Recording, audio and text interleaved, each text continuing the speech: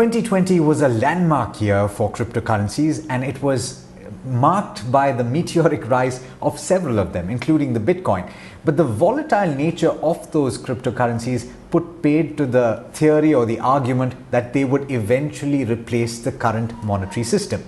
The real threat, and this is of course theoretical, would come from stablecoin because they are much less volatile as they are pegged to an external benchmark, like for example the US dollar or prices of gold.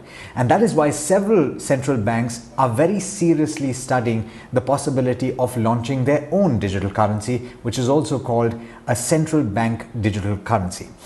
In fact, in a survey that was conducted in 2020, as many as 60 central banks were polled, and 86% of those respondents said that they are exploring a CBDC.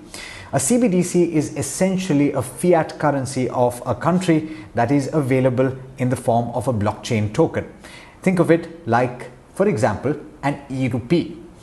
But imagine this, all of the transactions that take place using that CBDC get recorded in blockchain, and that in essence is the biggest advantage as well as the biggest disadvantage of using a CBDC. Why do I say that? The biggest advantage, of course, is that there is no scope for anonymity, and every transaction is very clearly legible to everybody who has to view it. You can trace where money is going. But the problem is the sheer volume of transactions that would need to be supported if a CBDC has to be used. And the inherent nature of the blockchain would require several checks to take place before each transaction is written into the blockchain. Now, I've been told that there is a workaround to this with the use of what is called a sidechain, or in fact even a layer 2 blockchain technology. So let's assume that the launch of a CBDC is in fact possible. The RBI has studied the likely advantages and disadvantages, and I've listed out a few. They enumerated all of this in a report on currency and finance. Here are a couple of more advantages that could be considered. The RBI would be able to promote financial inclusion through direct benefit fiscal transfer, which would be made easier using a CBDC, or even to pump in what is called helicopter money, which is essentially a monetary policy tool.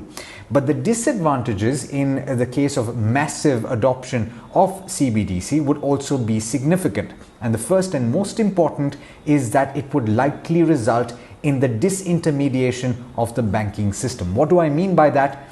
You put money into your bank in the form of a current account or a savings account, and you park your excess funds there. If you had access to a CBDC, you wouldn't really be incentivized to keep money in the bank. You would hold it in the form of a CBDC.